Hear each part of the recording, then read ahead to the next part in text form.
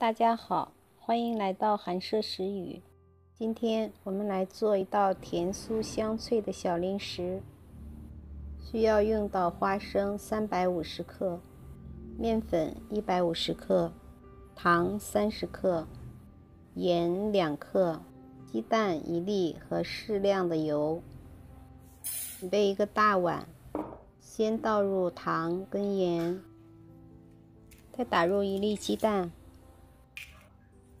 充分搅拌，让糖和盐融化。接着把花生倒进来，翻拌均匀，使每一粒花生都沾上鸡蛋液。再分次加入面粉，充分翻拌。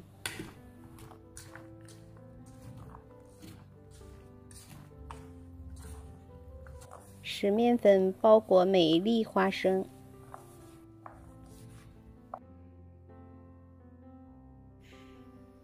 起锅烧油，油温3成热就可以了。油不需要太多，够用就好。用漏勺筛掉多余的面粉。不要急着翻动，先炸2分钟，使面粉固定后才来翻动。关小火慢炸。如果火太大，花生表面都炸糊了，里面还不熟。炸制的过程大概需要5分钟。